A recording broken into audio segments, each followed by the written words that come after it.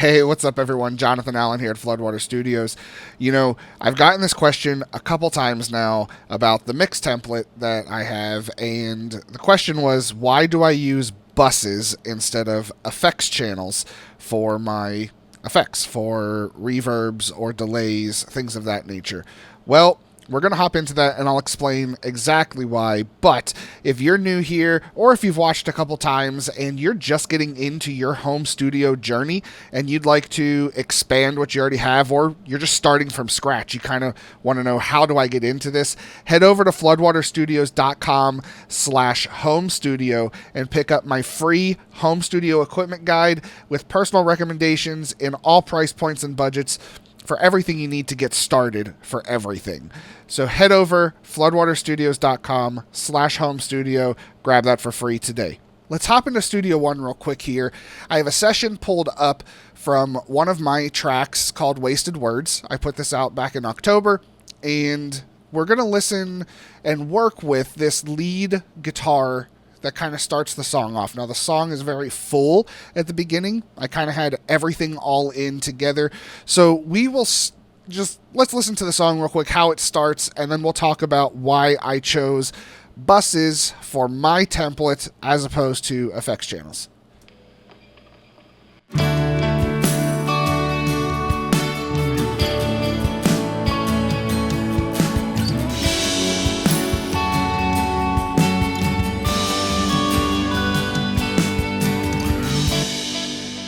So not a whole lot happening for that lead guitar at the top there.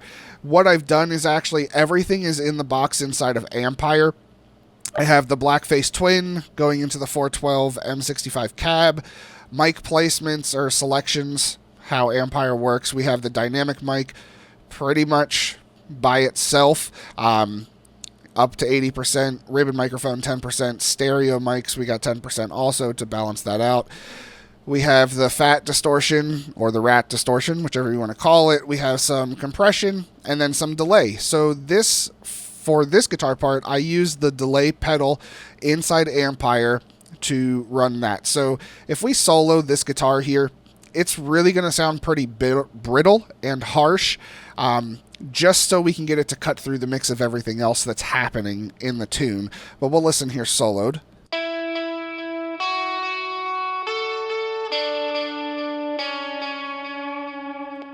So you can hear how everything's going there. Now, it's a quarter note delay set up for everything for the pedal.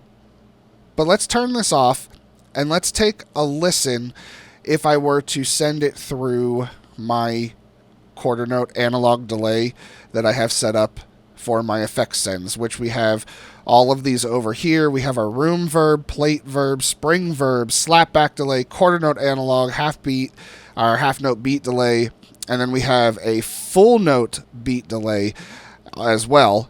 And I do have that on a couple things on this track, but we used it pretty sparingly.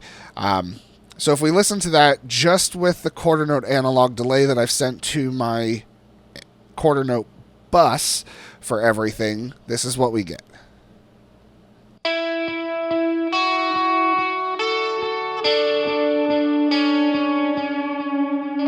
So you can see it's not that different from what the guitar pedal is providing. Now, here is why I use buses instead of effects. So here, if we just right click, we can hit add effects channel. So now the effects channel is over here. We can call this quarter note delay. And we're just going to take this quarter note analog delay and slide it over here. So now we have the effects channel that has the quarter note delay. So if we come back over to our guitar and we take away from that quarter note delay and we send it to the quarter note effects channel, it's going to sound the exact same.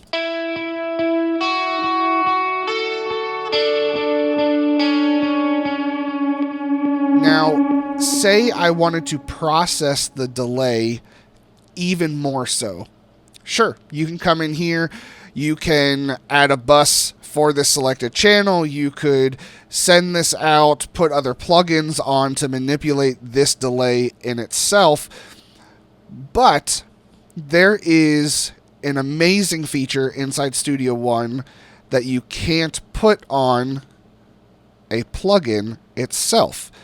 What I'm talking about is mix effects. So if you look on my master channel right here, I have a mix effects of the Brit console turned on. So for this, it's emulating a British style console. So the whole mixer, the whole setup, everything, all of my channels are going through this because it's the master fader. And you can adjust drive, the different noise. You can do crosstalk, where with a lot of the older equipment, the older analog equipment, you know, the stuff that we hear in recordings from the past and they sound awesome. The crosstalk essentially is all the channels are kind of fading and bleeding into each other. So you can adjust that and add this in to make it sound like it has that type of flavor. You can also get into the character of everything, get into the harmonics with the different styles, and then you can control another master volume on top of it.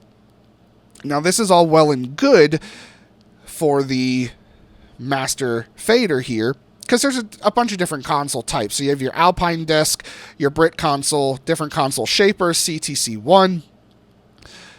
But the one that intrigues me is this A Cassette. So this is why I use buses. If we look at the effects channel here, I have no option to add a mix effect.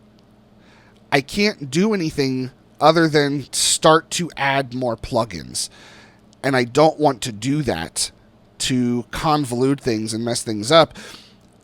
But also, I don't want to do that because I can't add a A Cassette plugin. It's only in the mix effects. So if I come over here to my analog delay bus, I have the option for mix effect. So I can choose A Cassette, where this is essentially taking the signal and sending it through a tape machine. Now, I'm sure you can get tons of different tape emulators that you can add on to things, but this is kind of baked into Studio One, so it's already there to use, so why not take advantage of it? So we're going to come back here. We're going to send this back to our regular quarter note analog delay into the bus, not the effects. And here we can start shaping different tones, especially because what if I just want the delay itself to have that tape feel, to have that different warbling or different saturations, and just affect the echoes instead of the main instrument. Here we can do that. So there's a bunch of different presets you can work with, especially bad storage and service needed are actually really cool for guitar delay effects, just because they're pretty crazy, but you can really dial them in to get something pretty cool. Now, you can use different ones, like, I mean, these are pretty extreme options that they have, but let's listen to bad storage here. So we'll throw this preset on, and then let's take a listen. Just listen to the delay itself. That's what we're looking for.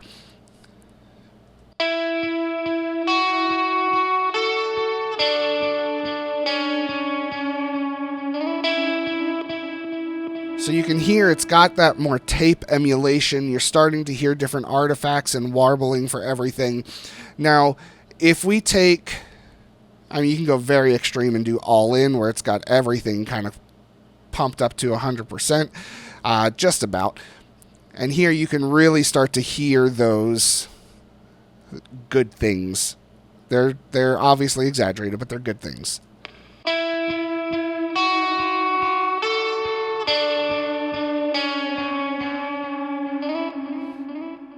So we can definitely take this, the drive. We don't need a whole lot of drive to it. We have a overdrive pedal on there, distortion pedal. The noise aspect, it's here and there. I mean, with the noise gate, you're still not getting a ton of extra noise kind of added in there. The crosstalk for a bus, don't necessarily need that.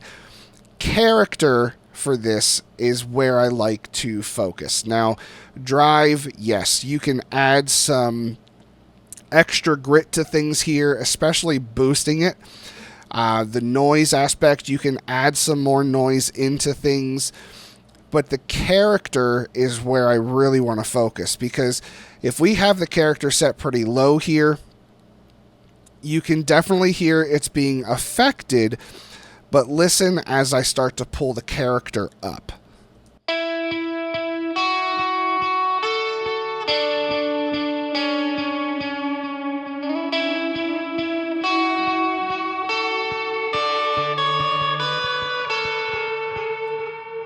So you can hear the character is actually really where it's at for the A Cassette mix effect here, where you can start getting all of that warble and tape just, to me, it's goodness. It definitely has its place, and you can definitely go too far, especially with how things are sitting in the mix. But let's take a listen to what it sounds like in the mix with everything and see if we can even hear this tape emulation going on through the whole track. So let's go ahead. We're going to take that out of solo, and let's take a listen.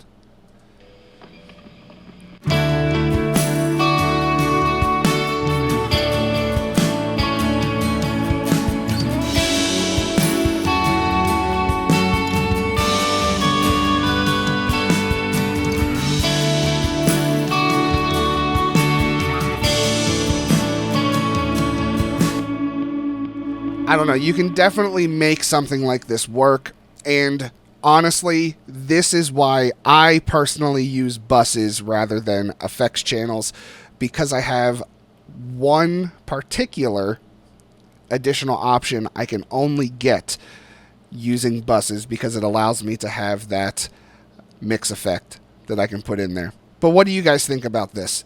I honestly kind of love having this option to go through a tape machine. Now, of course, I know Slate Digital has their tape emulator on there. You can look into Waves and look at the Abbey Road stuff and get the tape emulator. But this is already baked into Studio One, so going outside of there and then spending more money, we're all in home studios. We're a lot of times on shoestring budgets here. Use what's available to you. And if it has to change your mindset a little bit into using a bus rather than to using an effects send, take a look at it. Play around with it. Let me know what you guys think down in the comments. Hope you have a wonderful day. We'll catch you on the next one. But before then, you know what to do. Go record something. See ya.